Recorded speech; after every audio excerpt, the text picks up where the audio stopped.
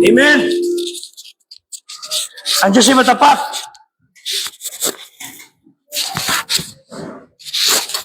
Amen. Talaga ang tao ay talagang kailangan paalanan lagi. Okay, before we call our final number, tumuyo po tayo.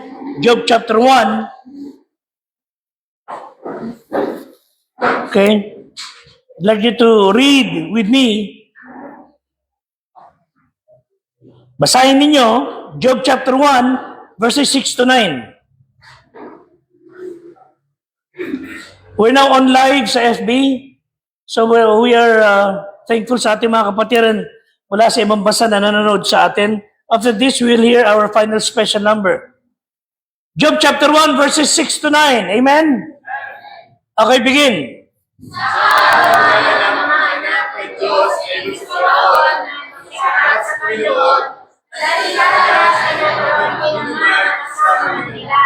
Verse 7.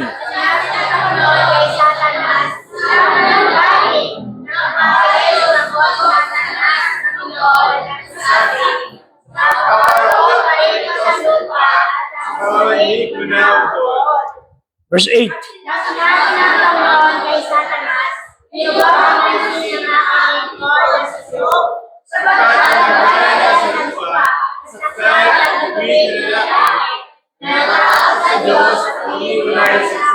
Verse 9.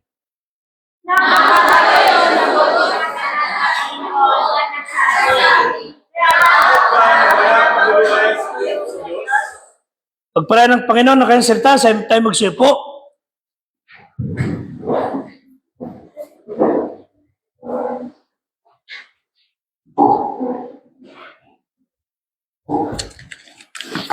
Magandang umaga po sa lahat. Bago po ako mag-start, bago po ako gusto ko sana mag-share ng konti. So sa ating lahat, sa buhay, kapag may mga dumadating mga problema, mga challenges, madalas nakaka-overwhelm siya. Lalo na ako sabay-sabay. Tapos yung mga problema na yun, siyempre makakanda tayo ng takot. Doon napapasok yung kaaway na parang bubulungan tayo na parang hindi natin siya kaya gawin na parang to the point na sasabihin sa atin na sumuko na lang. Pero ang Panginoon kasi, hindi niya madalas inakatay yung mga obstacles sa buhay natin. Sometimes, ang Panginoon, inaalok na ng mangyari yung mga bagay na pangit, mga problema, para mag-grow tayo. Mag-grow tayo sa Christian at masaya lang tayo lumapit sa Kanya. So kung basahin mo natin yung Joshua 1 verse 9 sa Tagalog po.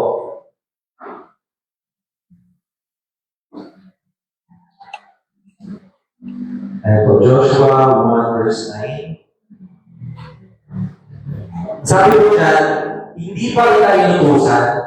Ikaw ang magpakalakas at magpakatapak na mabuti.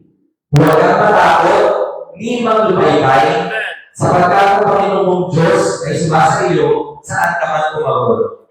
Amen. So, yung courage po, hindi po siya ginawa para gumaan yung mga pakiramdam natin. Yung courage po is, courage is born not in ease, but in the moments when we must trust God despite uncertainty. So, every time po na makakaramdam tayo ng takot, makakaramdam tayo ng problema, huwag lang natin kalimutan ng magdasal. So, kung ito po si 30, nakatutuwa po ako kay 30 kasi natutunan niya na po talaga mag-pray.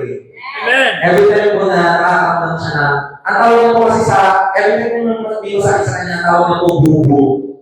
So, every time na may masakit po sa kanya, sabi niya, parang nagabi po, sabi niya, may bubo na po yung siya na. So, nag-pray siya kay Lord, sabi niya, Lord, so medyo bulol po. Medyo parang pagkaka-pray po niya, Lord, may bubo po ako, sana po wala na po yung bubo ko. So, medyo kinabahan ako, pero yun pala, nasi-CR lang siya. So, kung parang nakakatuwa ako kasi, kahit na bata po siya, parang alam niya na po yung alam niya na po yung importance ng pag-pray. Every time na may mga bagay na hindi maganda nangyayari, lalo na po sa mga bagay na hindi natin control, na si Lord na po yung makakatulong sa atin. So, ang kailangan po natin gawin, magdasal at magdasal. Ito po. Amen. Amen.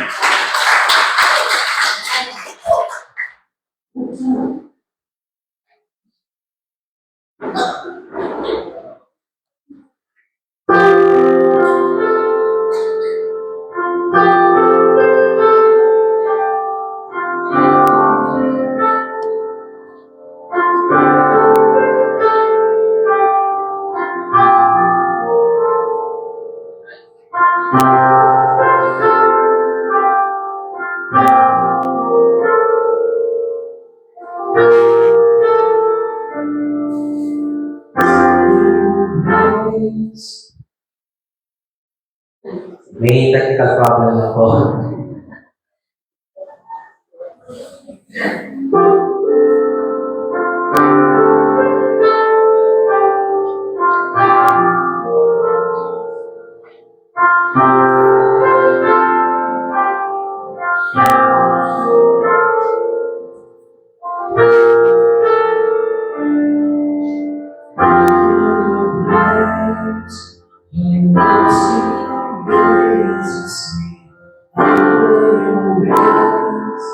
You shall always be.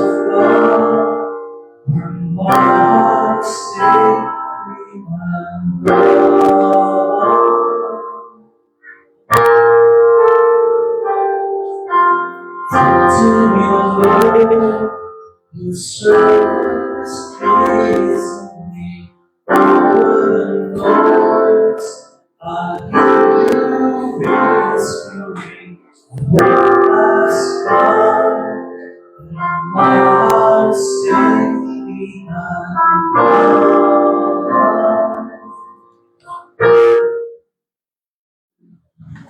I found my fortress in you, and my soul is anchored with you. My resting place is in your name, forever stay. Speak to me, Lord. Your servant is pleasing me. Over the noise, I hear you whispering.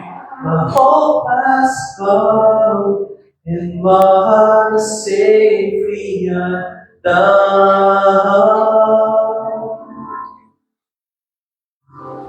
I found my fortress in you, and my soul is anchored with you. My resting place is in your name. Found my fortress in you, and my soul is anchored with you. My resting place is in your name, forever stay. Tama po. Thank you. Tama sabi ng awit. We are safe because our God is the faithful God. Amen? Job chapter 1 verse 8. Hindi na kailangan tumayo. Basa natin. Job chapter 1 verse 8. How can we have a truly prosperous new year? Basa natin muli ang verse 8. Begin. At sinabi ng Panginoon kay Satanas, ito ang pinansin na aking lingkod na si Job, sapagat walang gaya niya sa lupa.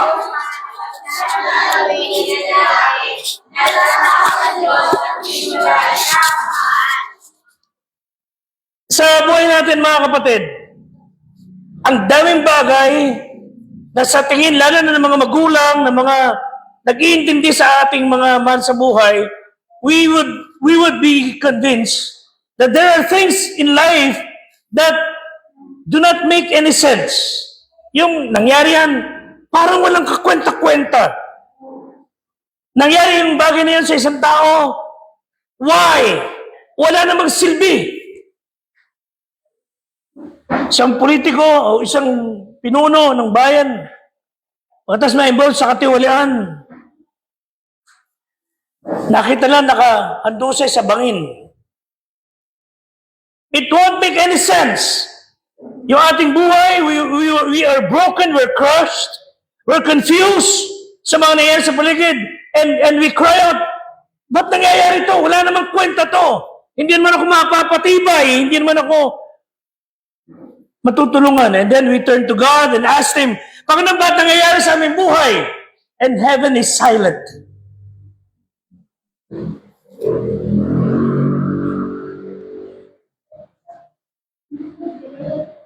Bakit nangyari yung 13 anyos? Narate ng kanyang tatay. Bakit tumatawag ito? Ang dami ng pera. Ninakawan pa ang gobyerno. Bibili lang pala ng payong. Ninakaw pa ang pera ng gobyerno. Kumikita na lahat sa mga kontrata. Hindi po sila nasihan. Kinuha pa yung pera na hindi para sa kanila. Andun naging biktima ang maraming tao sa kawalang proteksyon sa mga baha. Parang mga walang silbing pangyayari sa ating buhay. Now, we will go back to Job. Si Job na he has all the reason to say, it does not make any sense, Panginoon. Bakit nangyayari ito sa akin? Pero sabi niya, sabi ng Diyos kay Satanas, nakita mo yung lingkod ko si Job? Ha? Nakita mo ba? Walang kagaya sa lupa. Job was a perfect, sakdal, matuwid na lalaki. Natatakot siya sa akin. Humihiwalay siya sa masama. Meaning, he hates wrong. Wala siyang iniyon ng mali. Wala siyang inaayon ng katiwalian. Humihiwalay siya sa kalikuan. Matinong tao yan si Job. Pero niyo nangyari kay Job. Kung siya ay nakaranas ng mahirap na buhay, 1,000 times over ang naranasan ni Job. Sino sa'yo nakaranas na magkaroon ng pigsa mula ulong hanggang paa? Pati siguro di lang may pigsa siya. Tulungan tayo ng Panginoon itong ating binasang talata. Would help us to stand when we do not understand. Matutunan nating maintindihan, mabuhay ng dire-diretso. Walang takot, walang pangamba, walang pagkasuko. Kahit hindi natin naintindihan ang mga nangyayari. Lalo sa 2026, God wants us to be fully armored ng mga panlaban sa pagsubok. Ano nyo, isa sa nakakalito sa ilang Kristiyano na talata? Punta na natin, 1 Thessalonians 5:18. Bakit confusing? Tinan nyo sabi ng Bible. 1 Thessalonians 5:18. Alam nyo, ang dali magpasalamat sa mga bagay na meron ka. Ang dali magpasalamat, you have food on the table. Maganda kalusugan mo. Asal magpasalamat, you have a good family. Matapat sa Diyos. Meron kang sapat na pagpera, panustos, pangailangan. Hindi ka mayaman. Ang dali magpasalamat sa mga bagay na nakakaginawa sa buhay. Pero basahin niyo sinabi ng Bible. Begin.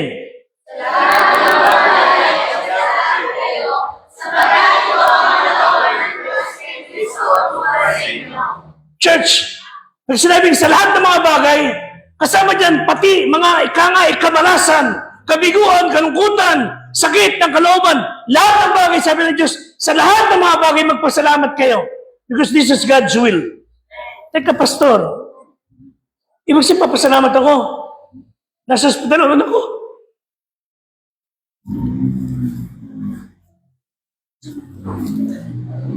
Ibig sabihin, papasalamat ako na rin ako ng tatay ko.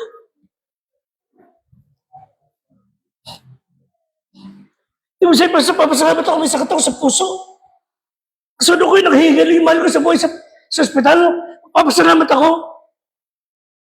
Kaya confusing mga kapatid. Yes. Inaway ako ng tatay ko, ng nanay ko, ng kapatid ko. Sinaran ako. Sabihin, papasalamat ako sa Diyos.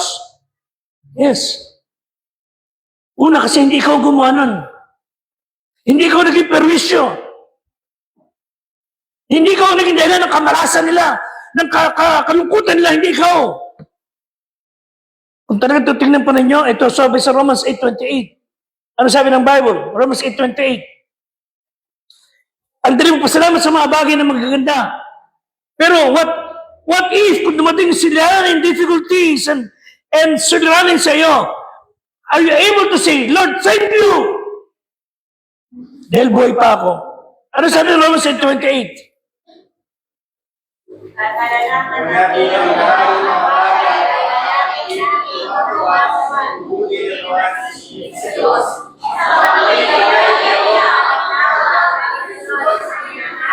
Alam niyo, madali lang sabihin talaga, although mahirap, but this is the truth. Magpasalamat ka sa lahat ng bagay. Hindi man natin maintindihan lahat ng bagay, kabat nangyari. Pero sabi ng Bible, sa ikabubuti mo pa rin. Ang hirap ipaliwanag, ang hirap idibensa. Pero yun ang sinabi ng Diyos. Mabuti na sumunod ka sa sinasabi ng Diyos. Ayunan mo yung sinasabi niya, di may plano siya sa lahat ng bagay. Maganda sinabi kanina. Testimony. Pero how are we to give thanks? In all things. Punta natin kasaysayan ni Job. Balik po tayo sa chapter 1. Ang story ito nangyari, this is a true story wherein Satan and God was talking about Job. Isipin nyo, pinag-uusapan ng Diyos at ang Diablo, si Job. Sana ako pag-usapan din nila. Amen? Sana pag-usapan din ako ng Panginoon at saka ayoko pinagsisitahan ako ng kapitbahay. Gusto ko ako pinag-uusapan ng Diyos sa tanang Diablo. Sabi ng Diyos kay Satanas, tinan mo, kita mo si Pedro? Kita mo si Job? Nakita mo yan, aking likod na yan, ang tinunyan, ang buti niyan, namumuhay siya sa mali. Hindi mo mapapaikot yan, hindi mo makita nagbabarkada yan, hindi mo makita nagsasasang ng oras yan. Matino yung aking anak na si Job. Nag-uusap sila. Tandaan si Satanas, mapagbintang, slanderer. He was an accuser, he's an accuser. Palabintangin. And when we slander, pag naninira ka ng kapwa, yung hindi naman totoo, gumagawa ka ng istorya, sinisirahan mo lang siya dahil galit ka lang sa kanya, you are doing the work of the devil. Pag palabintangin tayo, we are very much like of the devil. Ano sabi ng Bible? 1 Timothy 3:11. Ito mabilis na talata. 1 Timothy 3:11. Basa. Hindi palabintangin, mapagpigil. 2 Timothy 3, verse 3. 2 Timothy 3, verse 3, begin. Mga palabintangin, pagpipigil, bababangis, hindi maibigay sa mabuti. Yan po ang katangian ng ating panahon ngayon. At papasama ang mundo. 2025 is past. Papasok tayo sa 2026. Mas malala ang kasamaan ng mundo ngayon. Kaya mag-ingat kayo. Balik tayo sa Job chapter 1, verse 7. 7 and 8. Satan was walking up and down, lupa, langit. That time, may access pa siya sa langit. And he was looking for someone that he could criticize. He was looking for someone na masisiraan, mapipindasan, mawawasak. At sabi na sa kanya, nakita mo, yung aking alaga, lingkod na si Job? Basa, mga kapatid. Tinanong siya ng Diyos. Begin.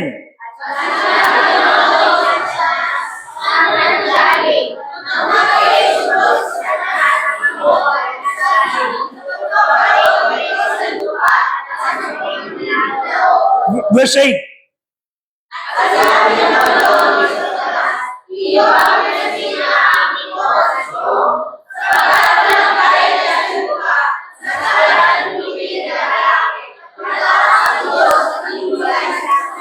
God was watching Job. At nagdulot si Job ng kagalakan sa Panginoon. Naluluwalhati ang Diyos sa buhay ni Job. And Satan began to criticize Job. Tandaan niyo, hindi kayo pwede mabuhay ng diretso sa Panginoon, tuwid, maayos, na hindi kayo papasinin ng Diablo. Hindi niya papasinin yung nagsasayang ng oras.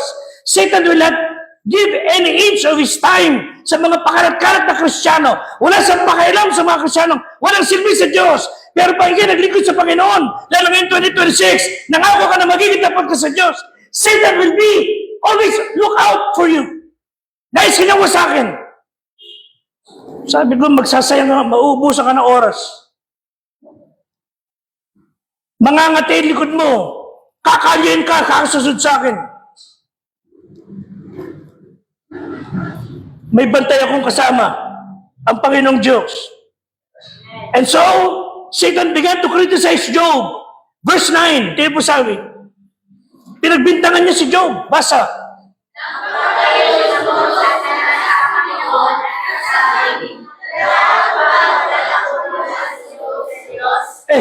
Sabi ni Satanas, matatakot mo na walang dahilan?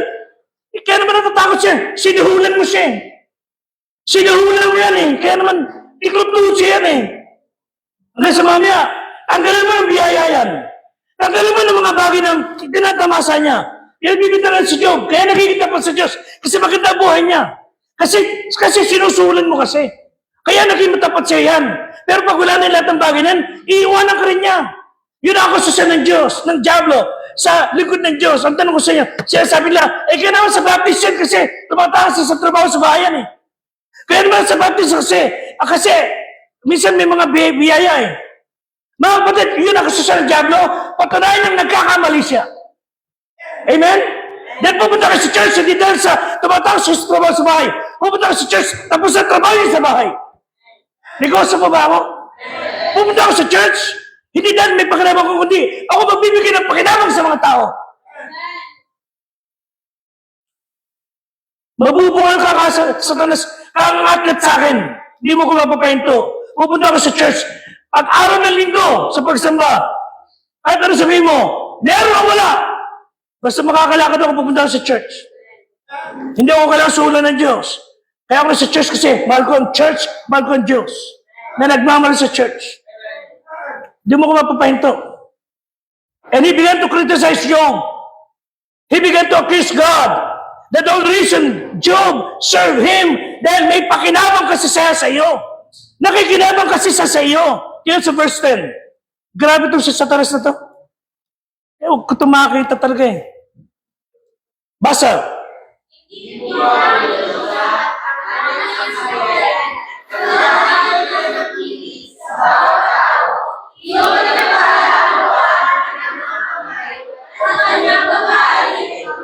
Kaya naman lilig siya yan eh. Ikadulo mo ng pagbabala eh. Pinagpala mo gawa ng kamay niya. Lahat ng pag-ari at dumami. O paano siya maglilingkod sa'yo? Sa unang tingin mo kung totoo nga eh. Kaya sabi ng Satanas eh, subukan mo. Sige. Galawin mo yung kanyang pag-aari. Yung in-enjoy niya. And Satan offered a challenge sa Diyos. Sabi niya, tanggalin mo yung harang sa kanya. Tanggalin mo lahat ng biyayang yan. Bigyan mo siya ng matinding pagsubok. Bigyan mo siya ng mga paghihirap. To the end, sabi ng Diablo sa Panginoong Diyos, galawin ko buhay niya. Payagin mo kung pakailaman ko si Job. Sabi ng Diyos, mong galawin buhay niya. Patay ka sa akin. Sumadali ka? Parang ganun. Papayagan kitang galawin ang kanyang paligid. Papayagan kitang mawala ang kanyang mga tinatangkilik.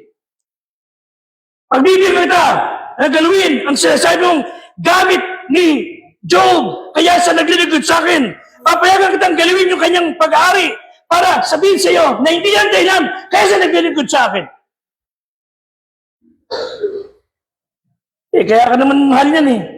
Parang tayo lang yan eh. Mahal ko siya dahil. Mahal ko ito dahil. Magmamalasakot sa kanya dahil. And that's the weakest kind of love. Pinakamahina na uri ng pag-ibig na kaya mo siya pinagmamalasakitan, mahal mo siya kasi may pakinabang ka sa kanya. Pero sa totoo lang, ama lang yun eh. May mga tao ginawa mo ng mabuti, masama ka pa eh. Di ba? At least, kahit pakitang tao, nagpakita siya ng pasalamat man lang. Pero kung kayo ay nasa Panginoon o gagawa ng mabuti, dahil may pakinabang, o dahil meron tayong purbetsyo, hindi masyadong malalim ang pag-ibig. Ilan sa atin dito, mga tao, mga Kristiyano, don't have strong values kasi mahal lang natin sila, mahal natin siya kasi maganda siya, matalino siya, mahal natin sila, may dahilan.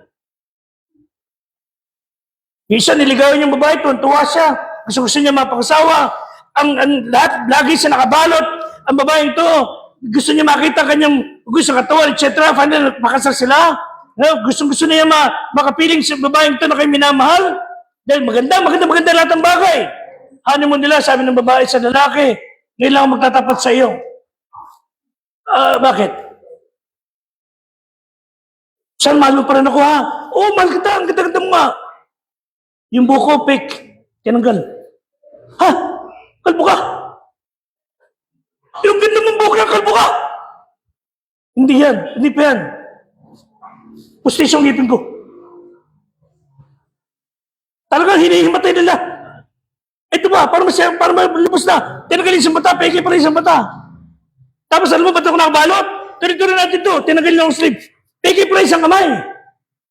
Tinagal straight ko ng damit ng baba. Para makita, tinagal yung isang ngita. Hanggang sa nahiwala yung mga parte katawa. Ito isa. Sabi nila babae, mahal mo pa ba ako? Sabi nila, hindi ko maintindihan kung saan ako matutulog ngayon. Dito sa cabinet o dito sa kama. Nahati ka? Mahal mo lang siya dahil maganda, mahal siya dahil may tsura siya, dahil mayaman siya, mahal mo siya. Sabi ni Satanas, mahal ka lang niya kasi pinagpala mo siya. Mga kapatid, patunayan niyong mali sa Satanas.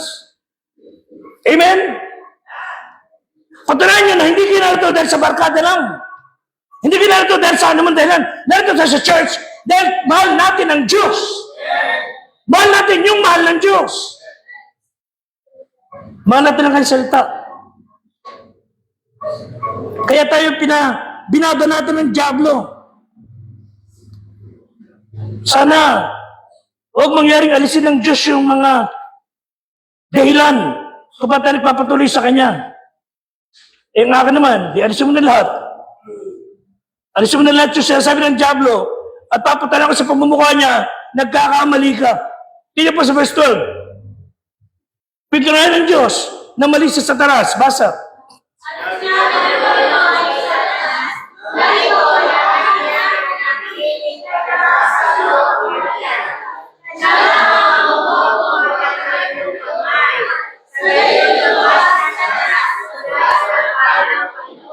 Yun ang sinasabi ko. Sabi ng Diyos kay Satanas, sige, papayag na ta, galawin mo yung lahat ng bagay meron sa kanya. At sabi ni Satanas, sige, ano sasabihin mo? Huwag mo nang gagalaw kanyang buhay. Yun ang dapat mo sinabi matangla, sabay lang si Satanas. At nagsimulang maggawa ng kawalang yan si Satanas sa buhay ng si Job. Pero of course, mahirap sa kalagayan ni Job. Siya naging taya, siya naging pain, kumbaga. Satan has now the power to afflict pain and problem and pressure. Although, limitado kapangyarihan ni Satanas, pero mas makapangyarihan siya kaysa kay Job.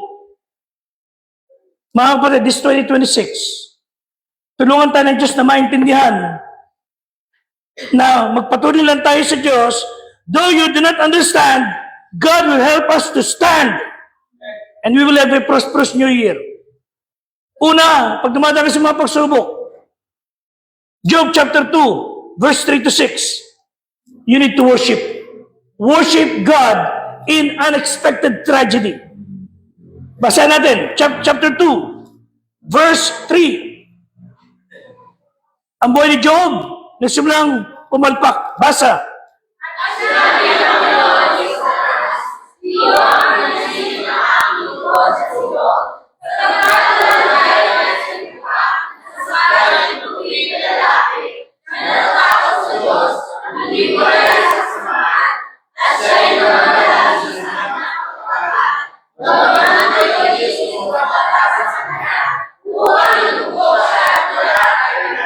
Verse 4.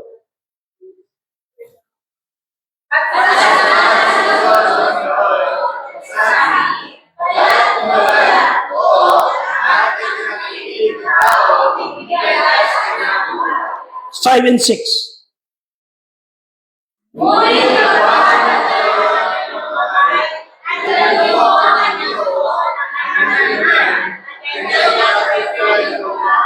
Verse 6.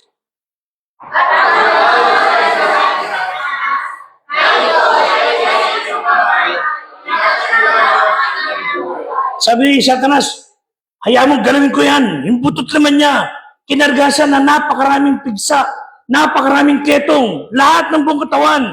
Sabi ng Diyos sa kanya, sige, papayagan kita. Huwag mo nang gagawin ang kanyang buhay. Kahit ano mangyari, huwag mo nang gagawin ang kanyang buhay. Mga kapatid, may ginawa bang mali si Job? No. Meron ba siyang ginawang hindi tama sa mata ng Diyos? Wala. Sabi ng Bible, siya perfect. O kung sa usapang tao, halos wala sa kapintasan. And when trouble comes sa kanyang buhay, isang tanong niya, tulad ng tanong natin, Panginoon, nag-church naman ako eh. Nagtatayos ako, nag-offering ako.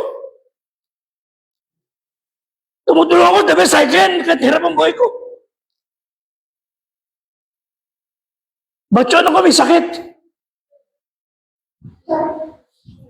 Ba't nangyari sa akin to? What did I do wrong? Walang ginawang mali si Job sa harap ng Diyos.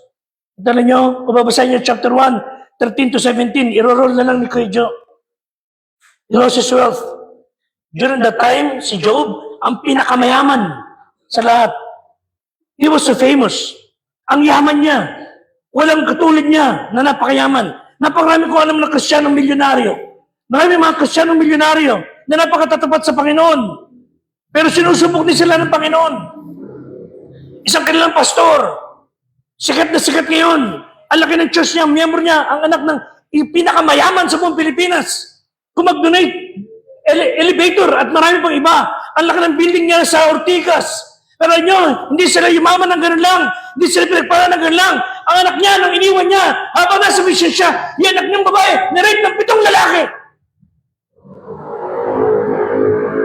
Hindi ko kaya yun. And yet, nagpatuloy sila sa Panginoon. Tayo mga Kristiyano, gagawin ng diablo your finances. He went to bed, millionaire si Job, but he woke up as a pauper. He lost his finances, he lost his family. Tingnan verse 18. Kaya po sinabi, 18 and 19. Basa. At narito, dumating ang mga sa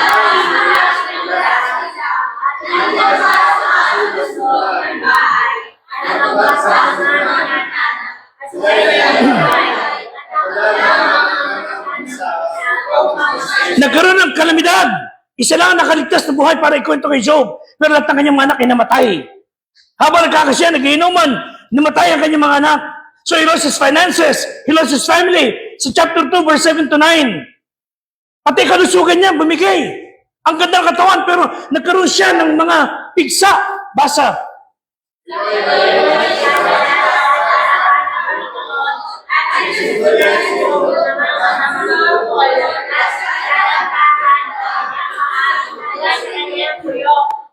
Bukol, pigsa ho yan.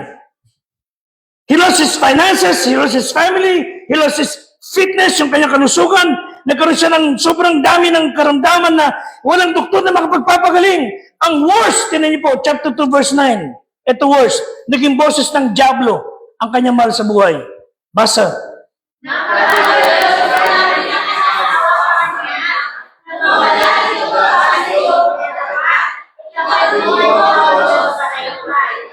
Alam niyo, kung lahat ng tao sa paligid mo, problemado, nangungunsumi sila, at nagkakaroon ngayong problema, malakas ka, pag ikaw at ang asawa magkasangga. Ikaw at ang asawa magkasangga, matibay kayo. Pero kung lahat ng bagay sa paligid nyo, maayos lahat, pero ikaw at ang asawa mo, magkalaban kayo, walang kwentang buhay. Yung asawa niya na dapat sana yung maalalay sa kanya, nabibigay lakas, sabi sa kanya, naglilingkod ka ba, mananatin magtapat sa Diyos, mamatay ka na! Wala kang kwenta. Mamatay ka na, Job! Siyempre, coming from the mouth of his wife. Tulungan tayo ng Panginoon.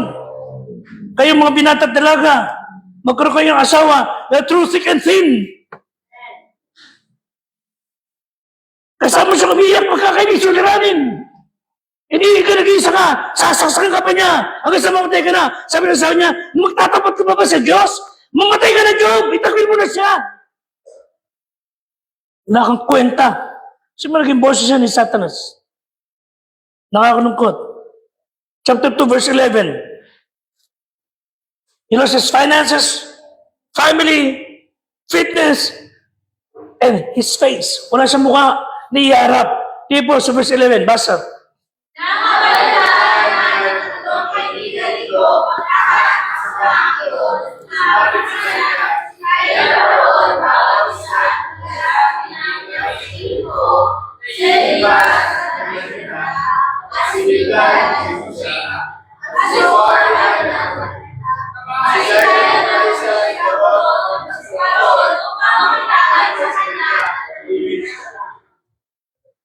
Bakit?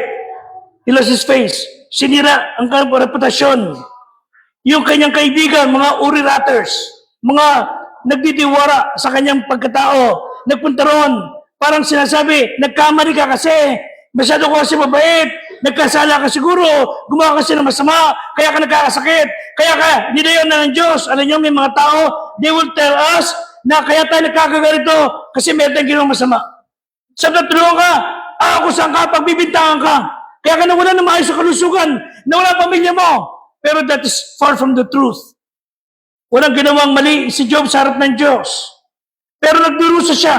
So mga kapatid, hindi ko mo kayo tapat sa Panginoon, hindi ko mo kayo ay maayos na naglilingkod, hindi kayo gagawin ng Diablo. Mana pa, open, attack ka sa kaaway. Pero again, hindi po dapat kayo mawalan ng pag-asa. May kasama kayong Diyos. Hindi kayo iwanan. He lost his friends. When trouble comes, ang santon na kaibigan, he will come. Parang samahan ka, tulungan ka. Pero ano ginawa sa kanya ng mga kaibigan niya? Verse 19. Chapter 19, verse 19. Ano ginawa ng kanyang friends? 19 verse 19. Basa.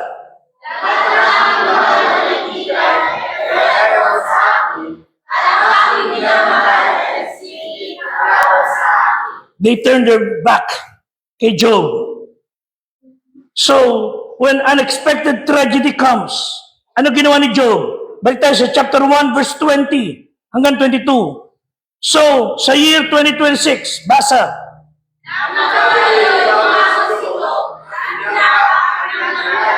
Inahitan na kanyang ulo, nagpatira pa sa lupa. Ano sabi? Sumamba. Mga kapatid, when unexpected tragedy comes, worship God. Lalong huwag kayong mawawala sa church. Lalong huwag kayong mawawala sa pag-aaral ng Biblia. Ayaw man natin o di mo man-feel, but in everything, give thanks sa Panginoon. Pag hindi mo inaasahan yung trahedya, talaga naman hindi mo inaasahan ang trahedya, huwag kang kakalimot to worship Him. Secondly, chapter 13, verse 15.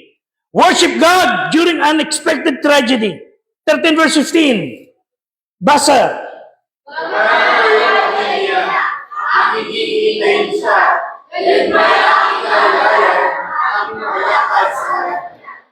Panginoon, buhay ko sa iyo, ikaw may likha sa akin, dumating ako walang dala, uwi ako walang dala, kahit patayin mo ako, hihintayin kita. Worship God. Secondly, wait on God in unexplained mystery. Hindi mo mapapaliwan lang nangyayari sa paligid. Lord, I'll wait kung ano gagawin mo. Baka para maintindihan ko, magtitiwala ako sa iyo. Alam nyo, ang aklat ni Job ay nagtapos na hindi alam ni Job kung ano talaga ibig sabihin ng nangyayari sa kanya.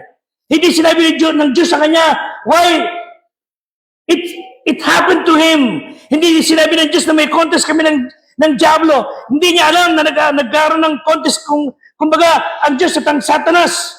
Job, prove Satan wrong. So, tragedy goes to mystery. Hindi po sa 22 verse 1, 23 verse 1. Kaya nyo, lagi isang nagtatanong. Ano sabi hanggang sumunod hanggang verse 5, basa. Na magkagay sumagot si Job at nagsabi, magpahanggang ngayon, mapag-imag sa aking daing. Ang bubog sa akin ay lalong mabigat kaysa sa aking hibig. Hanggang 5.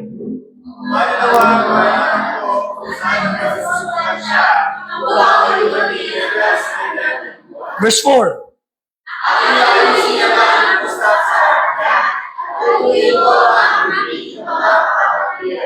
And 5.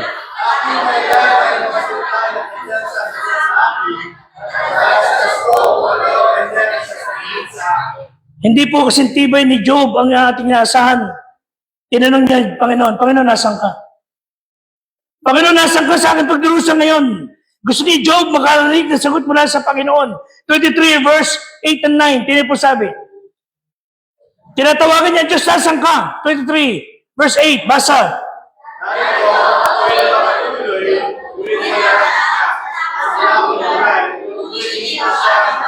Verse 9.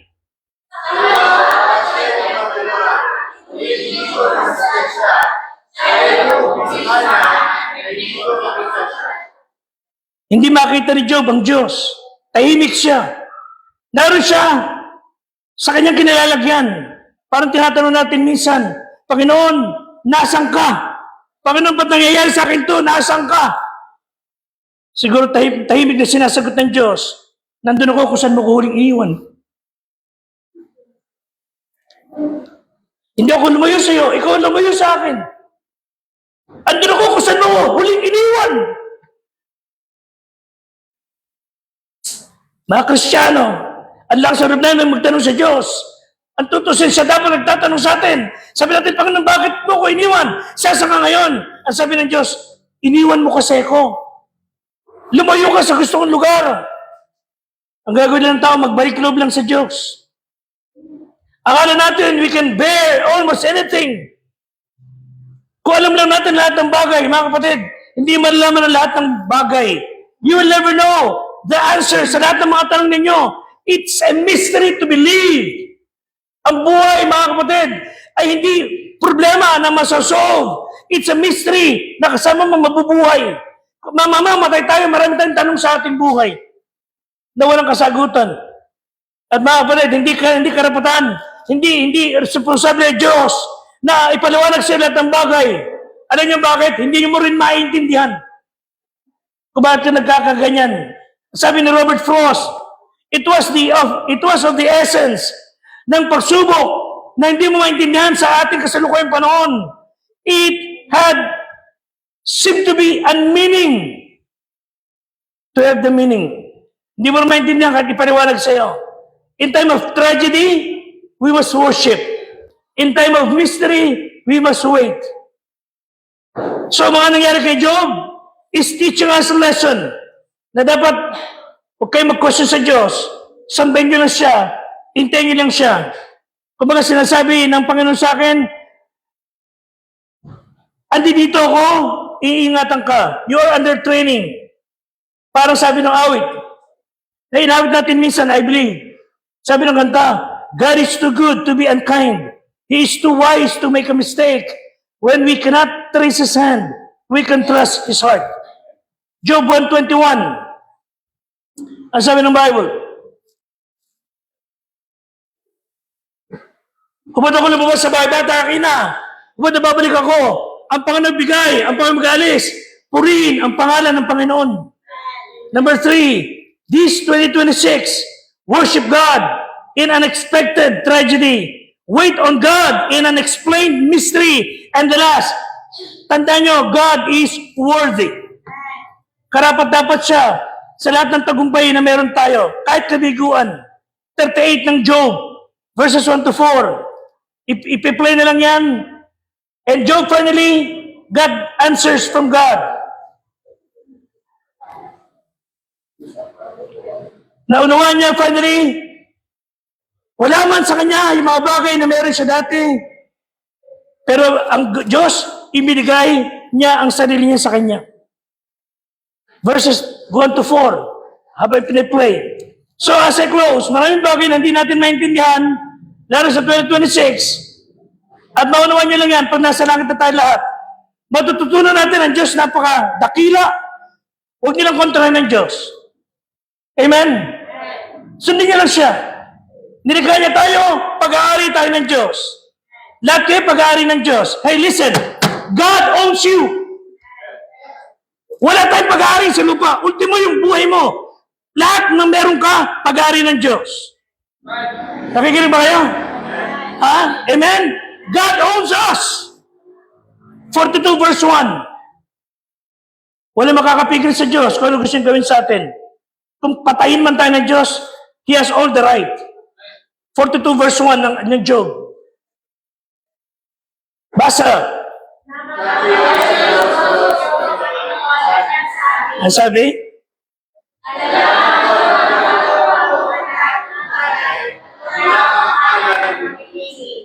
Ano man nagawin ng Diyos sa akin? Hindi ako kontra. Ang mga kaibigan ni Job, they were talking about God, pero para si Job, he is now talking with God. We may not know yung enough is enough until we went to heaven. So, kayo ba'y may kagalakan, may katuwaan ba kayo from your family, finances, fitness, friends? Okay lang yan. Pero paano kung wala na yan? Paano kung wala na kayong pera, wala na kayong kalakasan, wala na kayong pamilya, wala na kayong kaibigan? Could you be still happy? Pagka wala na lahat ng bagay, mga kapatid, dapat tandaan nyo, God is sufficient. Last verse, 37 verse 4 ng awit. Psalm 37 verse 4. Pakibasa. Begin.